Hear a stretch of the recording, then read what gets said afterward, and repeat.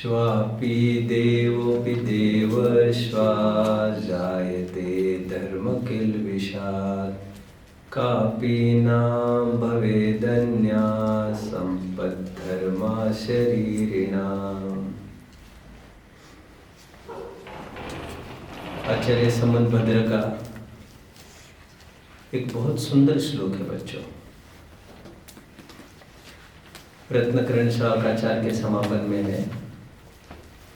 एक टाइम रहा है, जैसे मेरा समय आप जैसे बहुत अच्छे बच्चों में ही गया है। मैंने बच्चों को कभी ऐसा कहा था, मुझे याद आता है, कि आप नमोकार मंत्र मत पढ़ो चलेगा, लेकिन उसके बदले में आपको ये छंद पढ़ना है। और वो छंद जो मैंने उनको बोलने के लिए, याद करने के लिए कहा था, वो यह छंद है, शायद 148 नंबर का श्लोक रत्नकरण श्रावकाचार्य का। पापमरातिर्धर्मो बंधुर्जीवस्य चेति निश्चिन्वन् समयं यदि जानीतो आदि आदि। ये श्लोक ये कहता है, यदि हमारा कोई शत्रु होगा तो वो पाप है, और यदि हमारा कोई हितैषी बंधु होगा तो वो धर्म है। रत्नकरण श्रावकाचार्य का समापन के फेस का ये श्लोक है। इसलिए हे जीवो, अब पाप का त्याग करके अब धर्म को अंगीकार करो। ये अंत में प्रेरणा दी गई है रत्नकरण श्रावकाचार्य की। एक बार अर्थ बताइए, ये श्लोक का अर्थ। यदि शत्रु है तो वो पाप है, ऐसा? यदि हमारा शत्रु कोई है तो वो पाप है। पापम अराति, पापमरातिर्धर्मो बंधुर्जीवस्य चेति निश्चिन्वन्। ऐसा दिमाग में आप डाल दो कि बंधु आपका कोई है तो वो धर्म है, शत्रु आपका कोई है तो और कोई बाहर की स्थिति परिस्थितियां नहीं, आपके पाप परिणाम वे। मेरे पाप परिणाम मेरे शत्रु, राइट, वही तुम्हारे शत्रु है। ठीक ठीक है। मोक्षार्थियों, हमारा जैन दर्शन किसी संघी अथवा किसी साइकोफैंट अथवा किसी लोकेशना के पिपासुओं के द्वारा निर्मित कोई तात्कालिक संप्रदाय नहीं है। This is neither A sect nor a cult. क्या कहा बच्चों? This is neither a sect nor a cult. Cult का मीनिंग बताइए। कल्ट मतलब संप्रदाय को कहते हैं, गुट को कहते हैं, बाड़े को कहते हैं। Sect, sect, sect, sect means SECT, sect. SECT cult. Cult, cult माने संप्रदाय। कल्ट और सेक्ट एक ही अर्थ में है, संप्रदाय के अर्थ। ओके, ठीक है, ठीक है। जैन धर्म is neither A sect nor a cult. Okay. Jain धर्म एक विश्व धर्म है, अनादि निधन विश्व धर्म है, और यही वस्तु धर्म है। देखिए, मैं आपको जिस्ट बताता हूं जैन शासन की, बड़ी सरल है। पुरुषार्थ सिद्धि उपाय एक ग्रंथ है बच्चों हमारा। अमृतचंद्र आचार्य देव एक दिग्गज अध्यात्म के आचार्य रहे। अमृतचंद्र पुरुषार्थ सिद्धि उपाय में बहुत सुंदर छंद लिखते हैं। बच्चों, यदि आप यहाँ नहीं आते तो ये बातें आपके कान पर कभी भी नहीं पड़ती, आपकी हालत बड़ी खराब हो जाती। बिन पेंदे के लोटे की भांति मुरादाबादी लोटा, अथवा उस पर कटी पतंग की भांति, अथवा बिना पतवार के नौका की भांति। जिस दिशा में करंट आपको ले जाता है उस दिशा में आप बढ़ जाते हैं। अब देखिए सुंदर छंद I am going to introduce now. Generally people हिंसा का अर्थ जो लोक में करते हैं उससे मैं थोड़ी नई बात कर रहा हूँ। इसलिए Kaka Kalelkar, one of the followers of Mahatma Gandhi ji को यह कहना पड़ा था कि आज के जैनियों ने उस अहिंसा को जो हमारे जीवन के निर्माण में महती योगदान दे सकता था, vital contribution in creating our life which was supposed to give, कौन? अहिंसा। उस अहिंसा को साधारण चिंटियों को बचाने तक सीमित कर दिया। कितने जन समझ रहे हैं बच्चों? ऐसा किसने कहा था? नॉन जैन? काका कालेलकर, काका हिंदू राइटर, हिंदू स्पीकर। खैर आई वाज अबाउट टू, उसने बोला है। मैं तो ये कह रहा था बच्चों, धर्म के जितने भी अनुष्ठान हैं they are for our upliftment, they are for our welfare. It is we who are going to be benefited. धर्म हम करेंगे और फायदा दूसरों को होगा, ऐसे कैसे होगा? हम जीव दया का पालन करते हैं, उससे चिंटी की रक्षा होगी। भगवान भी भला नहीं कर सकता। हम कह रहे हैं हम धर्म करते हैं, क्या करते हैं? जीव दया का पालन। और क्या होता है? वो चिंटी बच जाती है। मतलब करेंगे हम और लाभ उसको होगा। काका कालेलकर का यह कहना है जिस अहिंसा का हमारे जीवन के निर्माण में महती योगदान होना था उसको हम केवल चिंटी बचाने तक ही सीमित रख दिया। Jainism is to adorn ourselves, वो हम स्वयं को शोभायमान और श्रृंगारित करने के लिए। आत्म परिणाम हिंसन हेतुत्वात् सर्वमेव हिंसेत अनृत वचनादि केवल मुदारतम शिष्य बोधाय। एक छंद है बच्चों, बड़ा प्यारा छंद, मैंने बोला है। ये छंद ये बोलता है कि हिंसा और कुछ नहीं है, सॉरी, आत्म परिणामों का घात ही हिंसा है। क्या है बच्चों? आपके परिणाम डिग गए तो दैट इज ओनली हिंसा। और अनृत वचनादि केवल मुदारतम शिष्य बोधाय, मंद बुद्धि जीवों के लिए झूठ चोरी कुशील परिग्रह ये भेद करके दिखाए हैं। वस्तुतः एक ही पाप है, वो कौन सा है बच्चों? हिंसा। कौन सा? और हिंसा शब्द बना है हिंद धातु से, one that destructs, one that exploits, one that gives harm. जो हिंद मतलब जो आपकी हत्या करता है, और हमारी हत्या करने वाला आत्म परिणामों का घात वही हिंसा है। झूठ चोरी कुशील परिग्रह तो उत्तर भेद मंद बुद्धि वालों को के लिए दिखाए गए। परमार्थ से सभी हिंसा ही है। और कहते ये हिंसा क्या है दूसरे शब्दों में? अभी हिंसा क्या बताई बच्चों? आत्म परिणामों का घात। आत्म परिणाम हिंसन हेतुत्वात् सर्वमेव हिंसेत अनृत वचनादि केवल मुदारतम शिष्य बोधाय। एक अभी फिर तुरंत उसी ग्रंथ में 44वें श्लोक में और एक श्लोक डाला गया है। अप्रादुर्भावः खलु रागादीनां भवत्ते हिंसेति तेषामेव उत्पत्ति हिंसेति जिनागमस्य संक्षेप।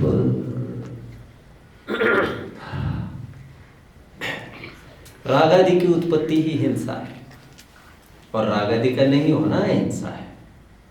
अभी 2 श्लोक डाल दिए पुरुषार्थ सिद्धिउपाय में। एक छंद क्या कहता है? आत्म परिणामों का घात हिंसा है। एक क्या कहता है? राग द्वेष का होना ही हिंसा है। दोनों एक ही बात है। आत्म परिणामों का घात राग द्वेष से ही तो होता है।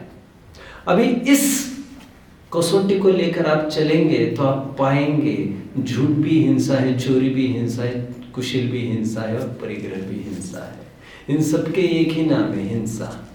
ये तो उपचार से 5 अलग अलग करके दिखाए थोड़े से। कितने जन मुझे फॉलो कर रहे हैं बच्चों? शाबाश।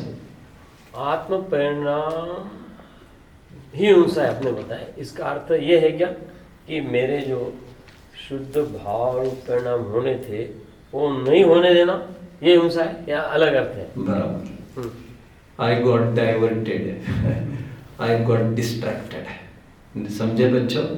आत्म परिणामों का घात मतलब जो परिणाम हमारे शुद्ध स्वभाव की तरफ लगना था वो शुद्ध स्वभाव की तरफ नहीं लगकर बाहर कहीं भी चला गया, लक्ष्य से विमुख हो गया, तो इसे कहेंगे आत्म परिणामों का घात हो गया हमारे। जो यूज में नहीं आया, खत्म हो गया, बिगड़ गया वो काम। यूज में आना किसको कहते हैं? जो ज्ञान की परिणति मैं आत्मा हूं ऐसा जानने में लगे, वही आत्म परिणामों की रक्षा है। बाकी सब आत्म परिणामों का घात चल रहा है। समझ रहे हैं बच्चों? ठीक है, कुछ कहना है?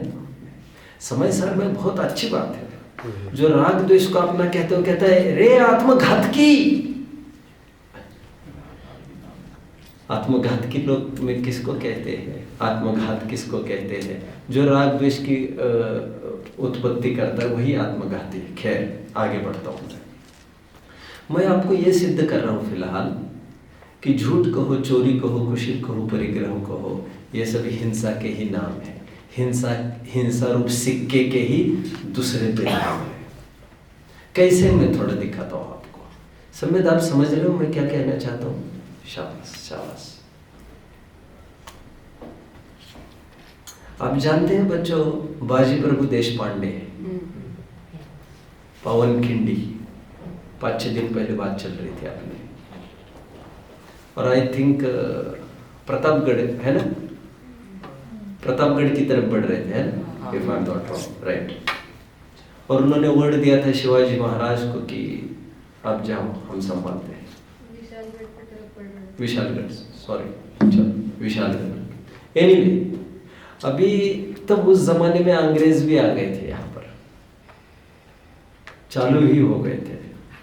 तो उन्होंने संयुक्त रूप से अंग्रेजों को साथ करके, और उनके पास तोहफे रहती थी, अंग्रेजों के पास तोहफे, और थोड़ी सी मॉडर्न टेक्निक से करते थे ये सब। अभी इतनी टेक्निक्स डेवलप हुई नहीं थी मुगलों के पास भी। तो उन्होंने कहा ठीक है हम खत्म कर देंगे, बोले आपके बाजी प्रभु देशपांडे को, आप चिंता मत करो। तो एकदम ऊपर गए, आप जानते होंगे, एकदम पहाड़ के ऊपर गए, खिंड के बिल्कुल ऊपर, और ऊपर से तो दागना बड़ा सरल है। तो मुगलों ने कहा बाबा तुम इतनी देर क्या कर रहे हो ऊपर तोप लेकर, क्यों नहीं उड़ा रहे हो? कह रहे हम यही तो नहीं समझ पा रहे कि इसमें से बाजी प्रभु देशपांडे है कौन। सभी जन एक सरीके लड़ रहे हैं यहाँ पर। तो क्या कहा मैंने? सभी जन अपनी जान दांव पर लगाए हैं। खैर मैं क्यों कह रहा था इतना? झूठ देखो, चोरी देखो, कुशली देखो, परिग्रह देखो, सब में एक ही लक्षण पाया जा रहा है। आत्म परिणामों का घात सब में होने से एक हिंसा का टाइटल सबको दिया जा सकता है। फॉर एग्जाम्पल चोरी को ले लो। अभी किसी के धन को हड़पना, अवैध तरीके से किसी के धन को चुराना, वो कौन सा पाप है? चोरी पाप है। मैं तो चोरी कह ही रहा हूं, तो आपको चोरी कहने में क्या बिगड़ रहा है? सुनिए पुरुषार्थ सिद्धि उपाय क्या कहता है। वो कहता है आपने चोरी की ना, तो उस समय में उस मालिक के बड़े प्राण पीड़न हुए, बड़ी बेचैनी हुई, क्योंकि बड़े कष्ट से संग्रहित किया वो धन था। और धन, बोलिए बच्चों, धन यह जीव का प्राण है, 11वां। समझ रहे हैं? वैसे अन्नम वही प्राण, 11वां प्राण अन्न है। बट अन्न को खरीदने के लिए धन की आवश्यकता होती है, इसलिए धन भी प्राण है। तो कहते हैं पुरुषार्थ सिद्धि उपाय में कहते हैं अमृतचंद्र देव, जिस आदमी ने चोरी की है ना, सचमुच तो उसने सामने वाले के प्राण पीड़न किए हैं। और प्राण पीड़न ये तो हिंसा की परिभाषा है, इसमें ऐसे चोरी भी हिंसा ही है। मैंने आपको एक सैंपल दिखाया, कितने जन समझ रहे हैं मेरी बात? इसी प्रकार यदि आप लगाएंगे तो आपको झूठ, चोरी, कुशील, परिग्रह ये सभी आपको हिंसा रूप ही दिखने लग जाएंगे। आगे बढ़ता हूँ थोड़ा बच्चों। पहले चोरी की परिभाषा में आपके बीच में रख दूं। हिंसा, झूठ और आज चलेगा चोरी। वैसे आपको पता होना चाहिए चोरी के मिलते जुलते पर्यायवाची नाम। कोई बताएगा एक हाथ? स्तेय, एक पर्टिकुलर वर्ड है हमारा। कौन सा? स्तेय। स्तेय, शुडंट फॉरगेट दीज वर्ड्स। ये टेक्निकल टर्मिनोलॉजीज है हमारे। हिंसा नृत स्तेय ब्रह्म परिग्रहेभ्यो विरतिर्व्रतम। ये तत्वर सूत्र का सूत्र बोला बच्चों मैंने। ये 7वें अध्याय का सूत्र है, पहले अध्याय का। स्तेय शब्द का अर्थ होता है चोरी। ठीक है, चोरी की परिभाषा कोई बताएगा बच्चों? मैं आपसे सुनूंगा तो फिर बाद में हम उसका एक्सकेवेशन करेंगे। बोलो विराज। किसी के धन को हड़पना। पार्डन? किसी के धन को हड़पना। नहीं, मुझे चाहिए वो पर्टिकुलर परिभाषा जो आज तक आप पढ़ते आ रहे हैं। किसी की गिरी हुई पड़ी हुई वस्तु को बिना उसके मालिक के आप बच्चे बड़े अच्छे हो विराज, बहुत अच्छी योग्यता है। आपको देखकर लगे सबको कि आपने बच्चा ऐसे ही होना चाहिए। ठीक है, चलो परिभाषा रिपीट करो आर्यन। किसी की रखी हुई पड़ी हुई उसके मालिक को भी उसके आगे बिना उठाना उसको चोरी। बोलो यश।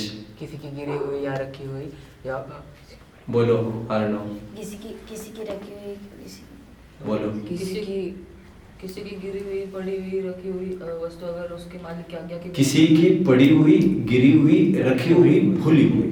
4 टर्म्स, भूलना नहीं। और वैसा करने का भाव करना। राइट, वो तो है ही आगे आगे। और मूल समन्वद्र आचरणीय परिभाषा की जो हम ये जो 4 टर्म्स लगाते हैं, ये 4 टर्म्स मूल रत्नकरण शावकाचार्य में लगाई गई। किसी की गिरी पड़ी भूली रखी वस्तु को उसके बिना आज्ञा के लेना, अथवा इंपॉर्टेंट चीज इतना तो हो गया द्रव्य चोरी। नेक्स्ट हाफ पार्ट भाव चोरी का, अथवा ऐसा भाव करना, भाव चोरी है। अभी थोड़ा आगे बढ़ता हूं बच्चों। मैं सीधी कॉम्पैक्ट करूं परिभाषा आपके लिए। किसी की पड़ी रखी हुई, ये इतना कहने की अपेक्षा में इतना ही कहता हूं, जो अपनी वस्तु नहीं है उसको ग्रहण करना अथवा करने का भाव करना, दैट इज ऑल। अभी सामने वाले ने क्या किया क्या नहीं, तुम्हारी तो नहीं है ना, लीव इट दैट। बच्चों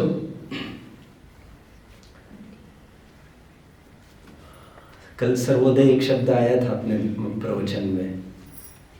सर्वोदय एक शब्द आया था बच्चों संस्कार कक्षा में। पर्व में प्रधान महापुरुष के समापन में सर्वोदय शब्द आया। कितने जन को याद आ रहा है? उसका मैंने इंग्लिश में अर्थ किया तो बोलो। Unto the last, Ruskin bond ने किया है। For everyone, welfare of all, ये मैं मेरे शब्दों में कर रहा हूं। देखिए वो कैसे, वो भी थोड़ा समझाता हूं। एक लड़का उसकी माँ के साथ जा रहा था। मैं ऐसे क्यों कहूँ, एक माँ लड़के को लेके जा रही थी, ऐसा कहता हूं मैं।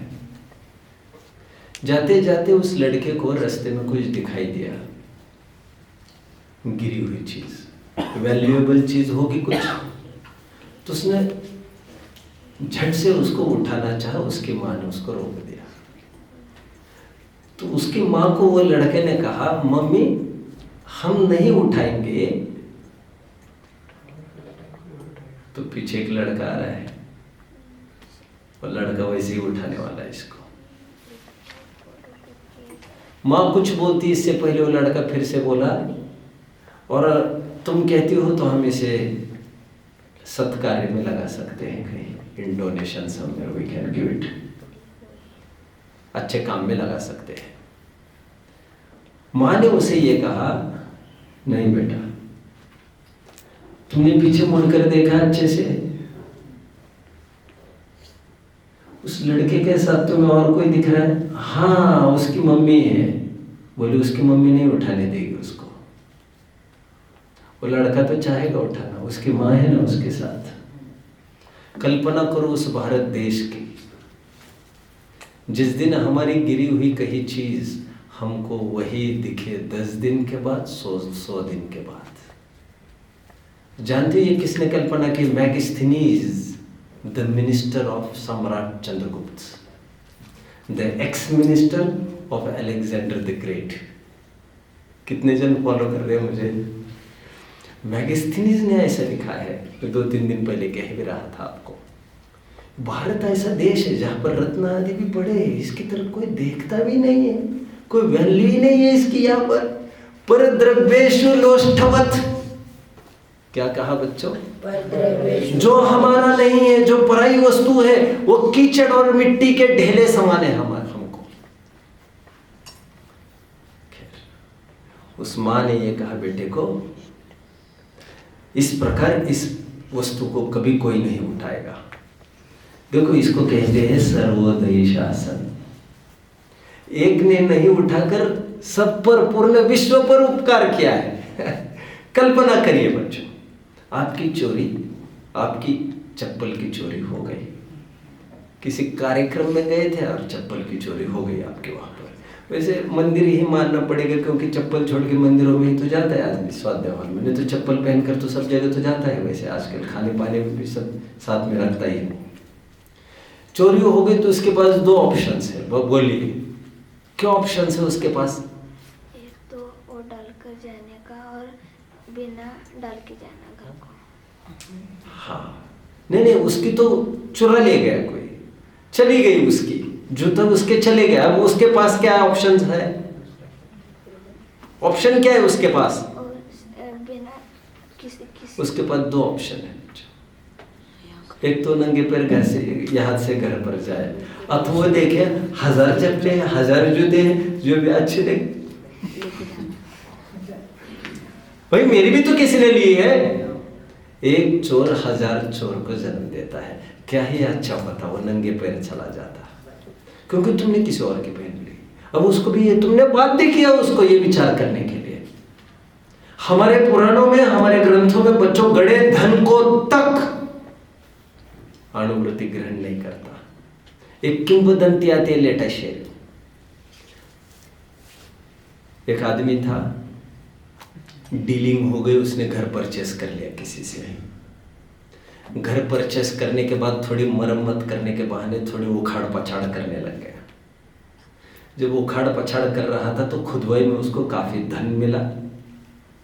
तो धन मिलते ही, देखिए, धन मिलते ही वो दौड़ पड़ा उस मालिक के पास जिससे उसने प्रॉपर्टी ली थी। बोले दिस इज योर गड़ा धन, this is your property take. बोले कौन सा गड़ा धन? बोले जो प्रॉपर्टी हमने ली है उसमें मिल गया। नहीं, बोले मैंने तो पूरी बेच दी, मेरे नहीं है, मुझे कोई लेना देना नहीं, मेरी मालकियत नहीं, मेरा एकत्व नहीं है अभी इससे। सामने वाला भी ये कहने लग गया उसको, लेकिन मैंने जो तुम्हारे साथ रजिस्ट्री की हो वो केवल 3 मंजिल की है, अंदर की तो की नहीं। भाई मेरी भी कैसे हुई है? तो दोनों में बहुत लड़ाई हुई। किस बात की? ये मैं नहीं रखूंगा, इस बात को लेकर लड़ाई हुई। आप कल्पना कर सकते हो? कोर्ट में गई बात, राजा बार बार समझाने लग गया, अरे भाई ले लो ना, ले लो ना, ले लो ना। फिर आखिरकार ये तय हुआ राजकोष की तरफ से दोनों को दी जाएगी, दोनों को दी जाएगी, ना इसको ना उसको। लेकिन लेने को कोई तैयार ही था नहीं। जब लेने को कोई तैयार था नहीं तो राजा ने कहा we will hold the decision tonight, we will decide tomorrow. आज छोड़ देते इस डिसीजन को, कल विचार करेंगे। दूसरे दिन जब कोर्ट में आया, तीनों जन सामने खड़े। दूसरे दिन तीनों ने उस पर दावा किया। वो कहने लग गया बेचने वाला, मैंने केवल ऊपर का बेचा था, नीचे का तो मेरा ही है। लेने वाला, खरीदने वाले कहने लगे पूरा बेचा, जमीन भी मेरी ही है। और राजा कहने लगे तुम लोगों का नहीं, गड़ा धन ये राजकोष का हुआ करता है। अब जानते हो रात में क्या हो गया था? ये पंचम काल का पहला दिन था, कल तक चतुर्थ काल का अंतिम दिन था।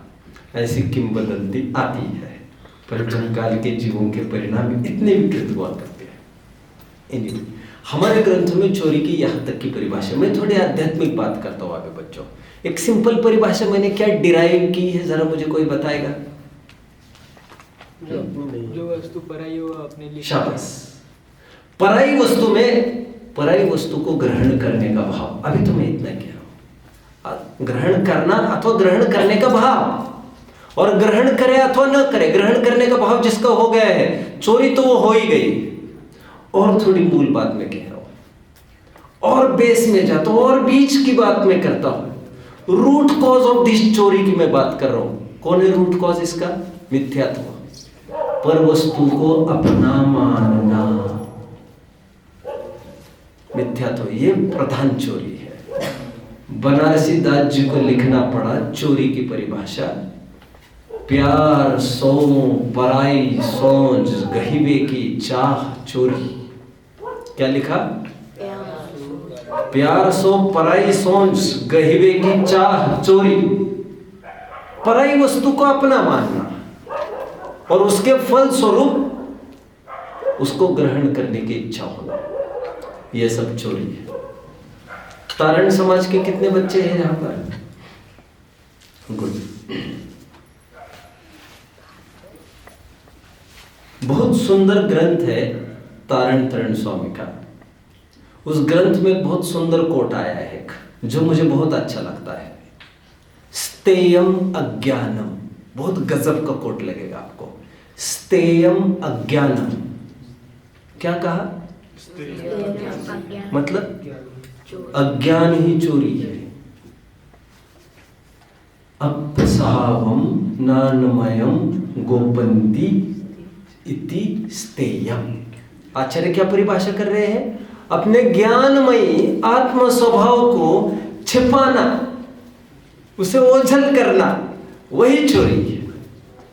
अपनी वस्तु को भूलकर पराई वस्तु में अधिकार, पराई वस्तु को अपना मानना, अधिकार स्थापित करने के बाद तुम्हें इसी को कह रहा हूं, अपना मानना ही चोरी है।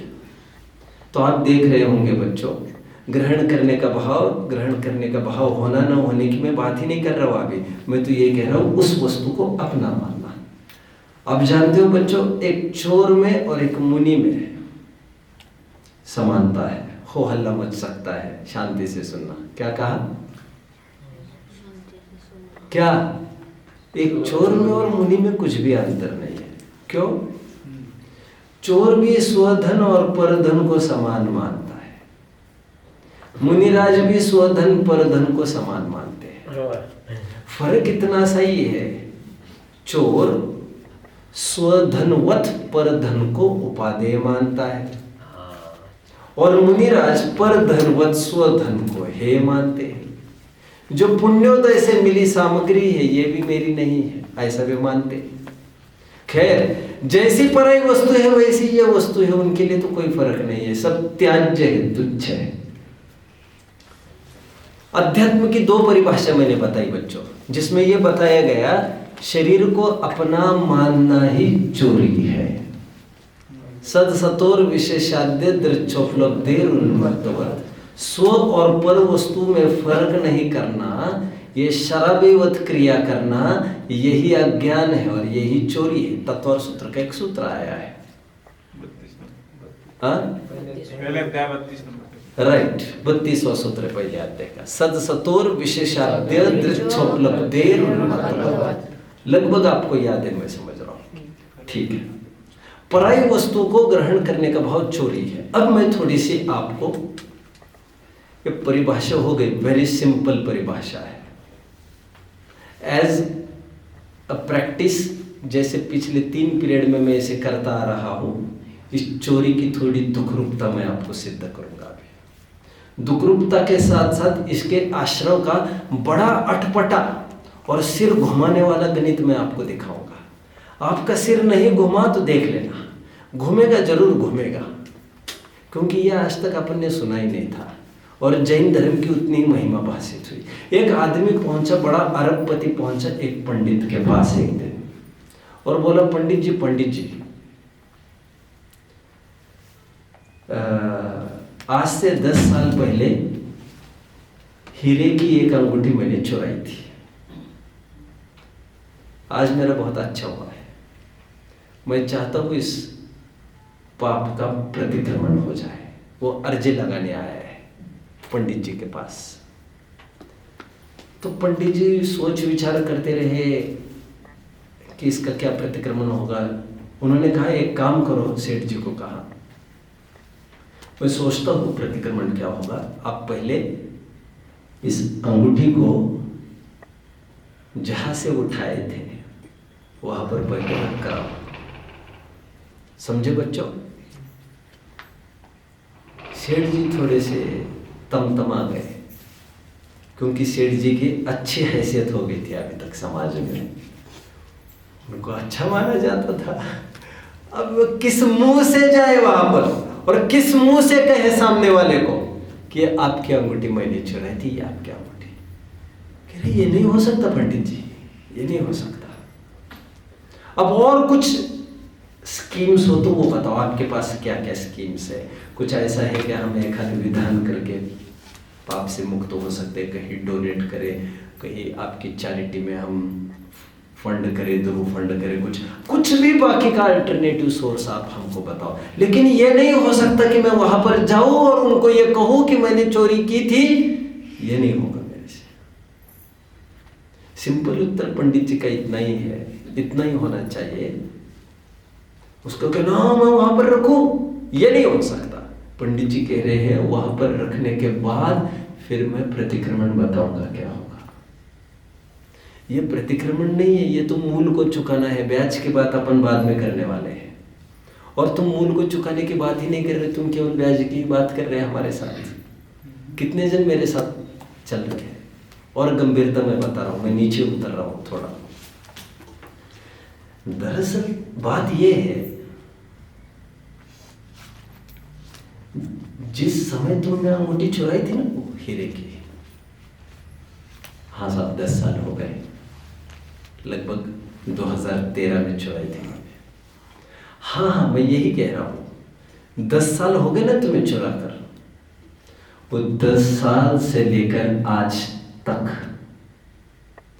गुजरा हुआ हर लम्हा, हर पल, हर समय उतने ही आश्रय दे रहा है तुमको, जितना तुमने चोरी करते समय तुम्हें आश्रय लगा था। ऐसा नहीं है कि जब तुमने अंगूठी चुराई थी तब तुमको भारी आश्रय हुआ था और फिर इजी हो गए तुम। ऐसा नहीं है, ऐसा नहीं है। कहते हैं जितना आश्रय तुमको, ट्रिमेंडस आश्रय उस समय में हुआ था, उतना आश्रय तुम्हें आज भी नहीं, आज तक के बीते हुए हर समय में हो ही रहा है। And what about that? तुम ये बात कर रहे हो हमसे कि हम कोई एक आध विधान रच देंगे और काम निपटा दो, सेटल कर दो, बट जब तक तुम्हारे पास अंगूठी है तब तक तो आश्रय बरकरार रहेगा तुम्हारा।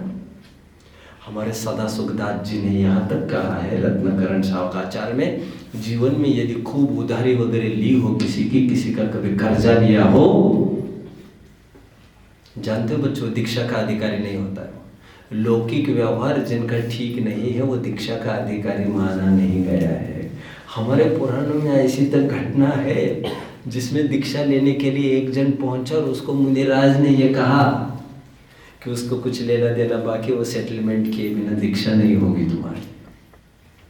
ये कोई पलायनवाद नहीं है, जिसको गृहस्थी ही जीना नहीं आए वो मुनि होने के नाटक नौटंकी नहीं करे। मैं कुछ कह रहा था बच्चों, क्या कह रहा था? मैं किसी मुद्दे की तरफ में घूम रहा था, कुछ पॉइंट चल रहा था मेरा बच्चों। वही आश्रय चल रहा है, आश्रय और एक पॉइंट मिस हो रहा है, रिकॉल होगा तो देख लेंगे। मैं ये कह रहा हूँ, हाँ, संलेखना के टाइम में भी सदा सुखदास जी ने और एक सूचना की है बच्चों। संलेखना का प्रकरण चल रहा था रत्नकरण सावकाचार्य में। वहां पर कहते हैं जीवन में यदि किसी से धोखाधड़ी की हो, क्षमेत क्या क्षमा करता है और क्षमा कराता है वाला श्लोक है, मैं इनिशियल भूल रहा हूँ अभी। संलेखना के टाइम पे वो क्या करता है कि जिनका कर्जा लिया था कुछ उसको पहले चुका कर आता है, फिर ही वह संलेखना का अधिकारी कहा है। और यदि आज पैसा रहा नहीं है उसके पास, तब स्थिति अच्छी थी उसकी, आज स्थिति उसकी एकदम चरमरा गई है और आज उसको संलेखना लेनी है, तो क्या कर सकता है? कोई उपाय है बच्चों? कोई उपाय दिख रहा है आपको? सदा सुखदास जी ने लिखा है, तो फिर एक काम करना, वहां पर जाना उसके पास और उसको ऐसा कहना कि मैंने तुम्हारी चीज ली थी, मैं लौटा नहीं पाया, आज मेरी स्थिति नहीं है और मुझे संलेखना में शल्य उत्पन्न हो रही है, मैं क्या करूं? फिर जैसे वो उचित समझा आपको करना चाहिए। आपकी तरफ से आप निश्चल्य हो गए। हमारे ग्रंथों में यहाँ तक के पूरी विधि विधान दिए। खैर अपन उसी आदमी के पास फिर से आकर खड़े होते, उस सेठ के पास। सेठ को यह कहा पंडित ने कि ऐसा हो नहीं सकता, जिस समय तुमने अंगूठी चुराई थी उस समय जितना आश्रव होता था, आश्रव समझते हो ना बच्चा आप? आश्रव मतलब बंद, बंद कारण कार्य संबंध है, आश्रव मतलब बंद मानकर चलो, इनफ्लक्स ऑफ कर्म। और थोड़ी विशेष बात बच्चों, क्या बोल रहे हैं पंडित जी आप? उस समय जितना आश्रव हुआ था उतना ही आश्रव अभी भी हो रहा है, अभी भी और बीच में गए हुए हर समय में उतना ही आश्रव जितना तुमको चोरी करते समय हुआ था। Unbelievable, unbelievable. ये कैसे माने पंडित जी? सुन, ये तो ट्रेलर की बात कर रहे हैं हम, डालू क्या? अभी देखो पूरा केस को अपन एक्सकेवेट करते, कह रहे हैं अंगूठी जिस दिन तुमने चोरी की है ना, उस दिन से नहीं, जिस दिन से तुम्हारे दिमाग में ये बात आई है कि वह अंगूठी अच्छी है, उस दिन से वह आश्रम चालू हो गया है। ये तो योगा योग से, कोइंसिडेंस से यह अंगूठी आज तुम्हारे पास है। काश कदाचित वो अंगूठी नहीं भी होती तो उससे कोई बहुत फर्क नहीं पड़ता है। ये तो जिस दिन तुमने प्लॉटिंग चालू किया, प्लॉटिंग समझते हो ना बच्चों? What is plotting? Plotting is planning, planning, and लगभग it is used in the field of conspiracies, लगभग, मोर ओवर। कहते जिस दिन से तुमने प्लान करना चालू है उस दिन से ये आश्रव चल रहा है। अभी मैं थोड़ा और बात करता हूं बच्चों। सबकॉन्शियस माइंड की तरफ से देखो तो तुम्हारा प्लानिंग करने के पहले ही तुम्हारे जो परद्रव्य के प्रति प्रीति पड़ी है, परद्रव्य मेरा ऐसी जो मान्यता पड़ी, उसको लेकर तो आश्रम निरंतर चल रहा है। चोरी संबंधी अनंतानुबंधी निरंतर चल रहा है। चोरी करने का भाव आए बिना भी, जैसे ही हिंस और झूठ में मैंने सिद्ध किया था, वैसे ही यहाँ पर लगा लेना है। अभी चोरी की दुखरूपता देखो बच्चों जरा। चोरन के पुर ना बसे। अभी चोर स्वयं इमेजिन करके देखो। आगे आप थोड़ी देर क्या करना है आपको? इमेजिन करना है कि मुझे एक चीज चुरानी है। ओ हो गई ना तकलीफ? हो गई ना? इमेजिन करिए आप, मुझे कोई चीज चुरानी है। सिंपल चीज मान के चलो, जो हमारे बेंच पार्टनर है, बेंच पार्टनर का अच्छा इरेजर है, वो अच्छा इरेजर मुझे चाहिए। कोई भी चीज हो, अब उसको चोरी करने के लिए पहले तो वो बराबर प्रतीक्षा करता है, रिसेस कब होगी, ब्रेक कब होगा। ऐसा होता है कि नहीं? होता है या नहीं? और रिसेस होने पर ऐसा तो है नहीं सब बाहर चले गए, मतलब वो तो फटक से जाए और उसको ले ले। वो तो 10 दफे दरवाजे के पास, दरवाजे यहाँ तक, यहाँ से दरवाजे तक, दरवाजे से यहाँ तक, निरंतर अंदर बाहर, अंदर बाहर, अंदर बाहर, अंदर बाहर।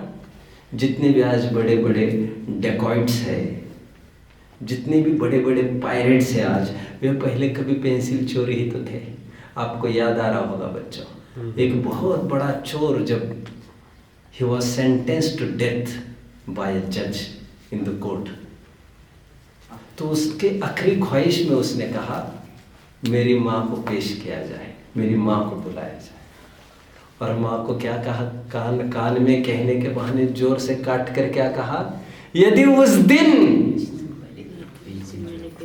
तुम मेरे ऊपर रोक लगा देती तो मैं इतना बड़े आज ये नौबत ना आती। तुमने मुझे रोका नहीं उस समय। तो कोई भी चोरी होती है वो बहुत सिंपल लेवल से ही चालू होती है। मैं तो आपको दुखरूपता दिखा रहा हूँ अभी। एक पेंसिल चुरानी है, आकुलता कितने, अच्छा पेंसिल आपने चुरा ली, अब क्या करोगे उसका? घर ले जाने तक आपका पूरा ध्यान उसी बैग में है कि कोई आकर रेड ना कर दे इसको। जिसने बिना टिकट कभी सफर किया होगा रेल में, उसने अच्छे से अनुभव किया होगा इस बात को। वो प्रतिपल वो आए ना आए टिकट चेकर, तुम्हारे दिमाग में तो निरंतर डोल रहा है, कभी भी आ सकता है, कुछ भी हो सकता है, कभी भी आ सकता है। फिर वही बात, हर आहट दिल में खौफ पैदा करती है कि ये मुझे ही पकड़ने आया है, ये मेरी तरफ देख रहे हैं। हर चोर को अपनी तरफ देखने वाला आदमी पुलिस ही दिखता है। उसको मारने की कोई जरूरत नहीं है, समझ रहे? उसको पकड़ने की कोई जरूरत ही नहीं है। खैर चलिए जरा और इमेजिन करिए आप, वो पेंसिल वो घर पर ले भी गया, वो पेंसिल यहाँ पर ला पाएगा क्या? फिर से ला पाएगा क्या? अच्छा उस दोस्त को घर ले जा पाएगा क्या?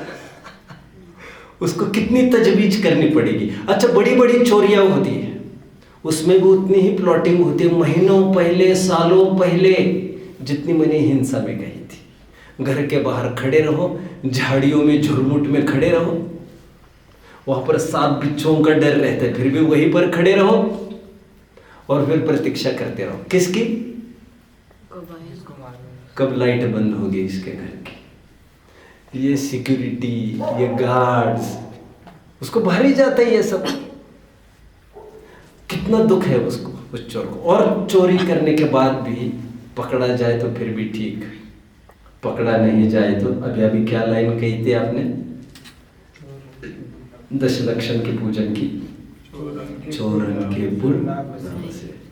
इसका मतलब कोई बताएगा बच्चों मुझे? इसका मतलब कोई बताएगा? चोर कितने भी चोरी करे, उनके गांव नहीं बस सकते। गांव बसा तो कम से कम वो तो नहीं बस सकता उस गांव में, तो फिर क्या फायदा है? आज यहाँ तो कल वहाँ, कल यहाँ तो वो, ये चलता है। चोरों का यही काम है, अपने घरों पर कभी नहीं मिलते हैं। एक बात ये हुई है दुख रुकता। अब प्रमत्त योगात की बात करते हैं। चोरी के कुछ केसेस खड़ी करते हैं। हिंसा में 2 केसेस खड़ी की थी हमने बच्चों। एक तो ये केस खड़ी की थी जिसमें मुनिराज से द्रव्य हिंसा हो रही और फिर भी उनको अहिंसक कहा जा रहा है। अरहंतों को भी खड़ा किया था हमने, तो द्रव्य हिंसा हो रही है कितने सारे और फिर भी उनको भाव हिंसा से बरी किया गया था। And on the other hand वो तंदुल मत्स्य वगैरह को याद कर करके हम ये कहना चाहते थे हिंसा किंचित भी नहीं हो रही और फिर भी वो हिंसक है, राइट? चलिए और एक बात मुझे ख्याल में आई, मैं वो उसको शेयर करता हूं। श्रेणिक राजा श्रेणिक मुनिराज के दर्शन के लिए गए। दर्शन करने के बाद थोड़ी देर के लिए वहां पर बैठे। बैठने के बाद उन्होंने कहा तुम्हारे नगर में एक बहुत बड़ा हत्यारा है, कातिल है, कसाई है और रोजाना कितने ही गाय भैंसों बैलों को मौत के घाट उतार रहा है। श्रेणिक ने कहा ऐसा हो नहीं सकता मेरे राज्य में, रोजाना गिनतियां हो रही, रोजाना सब कुछ हो रहा है और यहाँ पर ये तो राम राज्य माना जाता है, यहाँ पर ऐसा संभव नहीं है। फिर भी देखता हूँ। कुछ दिन के बाद लौट कर आए, फिर भी वही कहा उन्होंने, महाराज ने क्या अभी भी ऐसा हो रहा है। हमारे वर्तमान युग में कहानी आती है और फिर जाकर पता चला जिसे अंधे कुएं में फेंक दिया था सजा के रूप में, कसाई था पहले कभी, वो वहीं पर कुएं में बैठे बैठे उसी कीचड़ के गाय बैल बना था और उसी की गर्दन काटता। हिंसा समझ में आ रहा है बच्चों? हमारे यहाँ संकल्पी हिंसा भी कही गई है। हिंसा हुआ, झूठ हुआ। झूठ में भी हमने 2 केसेस खड़ी की थी आमने सामने, बताएगा जरा कोई? सिंपल एग्जाम्पल्स में मैंने कहा था अश्वत्थामा हतो, नरोवा कुंजरोवा। और एक तरफ ये कहा था बनारसी दास जी ये कह रहे हैं कि ये मर गया है ये पक्षी। दो केसेस खड़ी की थी। एक तरफ ये भी केस खड़ी की थी हमने, वे मुनिराज ये कह रहे हैं हमें नहीं पता वो गाय कहाँ चली गई, अथवा उल्टी ही दिशा बता रहे हैं कि गाय यहाँ चली गई। वैसे अपने मुनिराजा ऐसा कुछ करते वर्ते नहीं है, उदाहरण बहुत स्थूल है, ऐसा समझ लेना चाहिए। किसी को कोई उनको बोलने को बाध्य कर नहीं सकता है। उसी प्रकार दो केसेस में अभी यहाँ पर खड़ी करता हूँ। और एक केस खड़ी कर दी थी वहां पर मुनिराज के बच्चों। मुनिराज यदि झूठ भी बोल जाए, झूठ ही है वो, असत्य ही है, फिर भी उनको किंचित भी पाप नहीं लगता। ख्याल में है ना बच्चों? आज चोरी में ऐसी दो आमने सामने केसेस खड़ी कर दिए हैं। कोई इमेजिन कर सकता है वो केसेस क्या क्या होगी? इमेजिन कर सकता है प्लीज एनीवन? पहले सिद्ध क्या करना है, कौन बताएगा मुझे? हमें पहले तो ये सिद्ध करना है बच्चों, जितना द्रव्य चोरी दिख रही है वही चोरी नहीं है। हमें यह सिद्ध करना है। भाव चोरी की प्रधानता सिद्ध करनी है। भाव चोरी में मिथ्या तो एक बहुत बड़ी चोरी है, इसको सिद्ध करना है। चलिए मैं उदाहरण खड़ा कर देता हूं आपके सामने। एक तरफ मुनिराज है। मुनिराज बिना पूछे ही कुछ ले सकते हैं किसी का? 6 ढाले में बात आई, जल, मृतिका, बिन और भी कुछ भी नहीं लेता। मिट्टी और पानी बिना पूछे ले सकते हैं। राख ले सकते हैं शुद्धि के लिए, बिना पूछे ले रहे। श्लोक वार्तिक ग्रंथ में ऐसा आया बच्चों।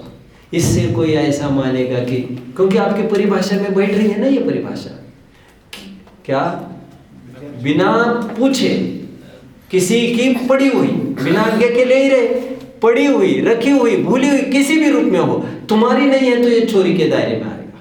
ये परिभाषा आप देख रहे हैं, लेकिन ऐसी होने पर भी इसमें प्रमाद का अभाव होने से चोरी का दोष मुनिराज को नहीं लगता है। एक दूसरा, आचरण यहां तक बात कही है कि यदि बिना दी हुई चीज को चोरी कहने लग जाएंगे, अदत्ता दानम स्तेयम, तो बहुत बड़े बड़े लोग इसमें फंसने वाले हैं। सब वीआईपी कोटा इसमें फंसने वाला है। कौन? हमारे अरहंत देव निरंतर कर्मों का आहार कर रहे हैं, कर्माहार हो रहा है उनका। वो बिना दिए ही वे ग्रहण कर रहे हैं उसको, उन पे भी चोरी का आरोप आएगा। पर ऐसा है नहीं। और ऑन द अदर हैंड देखिए, किसी ने द्रव्य चोरी ने, अभी हम देख रहे थे द्रव्य चोरी जैसा दिखता है लेकिन है नहीं। और तद विपरीत ऐसा कोई उदाहरण आपको विचार करना पड़ेगा जिसमें द्रव्य चोरी तो नहीं हो रही है। अभी कोई चीज ली नहीं है, अंगूठी उसने किसी को उठाई नहीं है, अभी केवल उस अंगूठी से वो प्रीति करने लग गया है और ये सोचने लगे किसी बहाने ये अंगूठी मेरे पास आ जाए, तो वो द्रव्य चोरी नहीं होने पर भी उसको भाव चोरी का पाप बराबर लगता है। इन दो बातों से भी इस बात की सिद्धि हो रही है बच्चों कि बाहर से चोरी होना में जरूरी नहीं है उसको चोरी पने का आश्रय होगा, और अंदर में जिसको चोरी का भाव उत्पन्न हुआ है, परद्रव्य में जिसे प्रीति हुई है, बाहर की वस्तु उसको नहीं मिलने पर भी उसको चोरी के पाप से वो बच सकता है, ऐसा नहीं होता। किसी को कोई डाउट होगा तो पूछ सकते हैं बच्चों, नहीं तो एक आध बात मैं कहूँगा और इम्पोर्टेंट इसी संबंध में फिर अपन बस करेंगे। अभी तक के विषय में किसी को कोई डाउट होगा तो पूछ सकते हैं। है किसी को कोई डाउट? चोरी के लिए पर्यायवाची क्या अर्थ बताया मैंने? सार्थक स्तेय। है किसी को डाउट? नहीं तो फिर मैं आगे बढ़ता हूं। देखो, हिंसा हो, झूठ हो, चोरी हो, कुशील हो, परिग्रह हो, ये 3 स्तर पर होता है बच्चों। मन के, वचन के और काय के स्तर पर होता है। काय के स्तर पर होने का लिमिटेशन है। कितनी हिंसा कर सकता है एक आदमी? आपको क्या लग रहा है बच्चों? आपको क्या लग रहा है एक आदमी कितने जनों की हिंसा कर सकता है? कुछ तो बोलिए बच्चों, कुछ तो बोलिए। पूरे जीवन भर सुबह उठने से लेकर रात में सोने तक भी मारता रहे तो ऐसे कितने जनों को मार पाएगा? और फिजिकली एक एक को मारेगा तो इतने को तो मार भी नहीं सकता। सीधा मिसाइल जैसे डाग दिया, किसने? हमारे द्वीपान ने डाग दिया था ना, सीधा मिसाइल उठा और पटक दिया, खाक हो गई पूरी 9x12 योजन की द्वारका नगरी पूरी जल गई धू धू करके, और करोड़ों जनों की वहां पर लाशें बिछ गई। राइट नाउ काय के द्वारा हम तुम तो कितना पाप कर सकते हैं बच्चों। काय के द्वारा पाप करने के लिए जरूरी है बाहर की भी कंडीशंस फेवरेबल होना। अगेन अगेन अगेन अगेन हिंसा होने के लिए जरूरी है बाहर की भी कंडीशंस फेवरेबल होना। हम हिंसा करने गए लेकिन कर ही नहीं पाए, अथवा लोक भय से, राज्य भय से, दंड भय से हम कर नहीं पाए, अथवा यह सब कुछ था फिर भी हमारी एफिशिएंसी नहीं थी करने की। मतलब इसमें लिमिटेशन है काय के द्वारा करने का, बहुत नहीं कर सकता कोई। देखो बच्चों, श्रेणिक ने उपसर्ग कितने जन पर किया? श्रेणिक ने कितने जन पर उपसर्ग किया? एक यशोधर मुनिराज पर उपसर्ग किया ऐसा आपको लग रहा है, लेकिन ऐसा नहीं है। राजा श्रेणिक ने यह प्रतिज्ञा की थी कि इस धरती को मैं दिगंबरों से निर्मूल कर दूंगा। उसके दिमाग में क्या चल रहा है? जितनी भी दिगंबर संप्रदाय है, जितना भी दिगंबर मुनि के संस्थान है, वो सबको मैं ध्वस्त करके रखूं, खत्म कर दूंगा मैं दिगंबर तो यहां से। उसकी जो ऐसी मान्यता है, उसके कारण उसे 70 कोड़ा कोड़ी का आश्रय हुआ। 70 कोड़ा कोड़ी सागर का आश्रय ऐसे चाहे जिसको होता ही नहीं है। 33 सागर की आयु चाहे जिसको होती ही नहीं है। केवल एक मुनि पर इतना करने से इतना सब कुछ नहीं होता, लेकिन एक मुनि तो एक बहाना है, उसको चिढ़ पूरी दिगंबरत्व पर है। कहने का मेरा तात्पर्य यह है, काय के द्वारा किए गए पाप बहुत सीमित होते हैं, उसमें लिमिटेशंस बहुत है। वचन के द्वारा किए गए पाप ये काय के द्वारा किए गए पाप की अपेक्षा थोड़े ज्यादा होते हैं, लेकिन सीमा तो इसमें भी पड़ती है। और मन के द्वारा किए गए पाप में कोई सीमा नहीं है, कोई परिमाण माप नहीं है। और सबसे ज्यादा पाप मन के द्वारा, ज्यादा क्या, मन के द्वारा किया गया पाप ही को पाप माना गया है। वो वचन और काय के रूप में तो फल के रूप में बाहर प्रकट होता दिखता है। और वो भी यदि भावनाएं आपकी वैसी नहीं हो और बाहर में आप कदाचित वैसे भी शब्द बोल दे, तब भी फर्क नहीं पड़ता। टोडरमल जी क्या कहते हैं? रे पापी, क्या ताड़ना क्या देते हैं? और चाहे जैसी ताड़ना देते हैं, आचार्य देव भी कैसी कैसी ताड़ना देते हैं, रे आत्मपंसन, रे आत्मघातकी, रे पापी। फिर भी उनको कोई ना झूठ का दोष लगता है ना हिंसा का, क्योंकि अभिप्राय उनका ठीक है। समझ रहे बच्चों? मन से, वचन से और काय से हम कथनचित ऐसा कह सकते हैं, वचन से और काय से हुए ये पाप व्यवहार पाप है, और मन से हुए पाप ये निश्चय पाप है।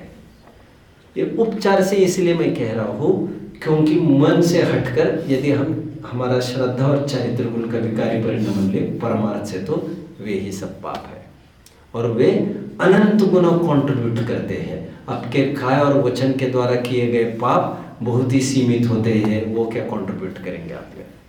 तो पाप इन तीनों के माध्यम से किया जाता है।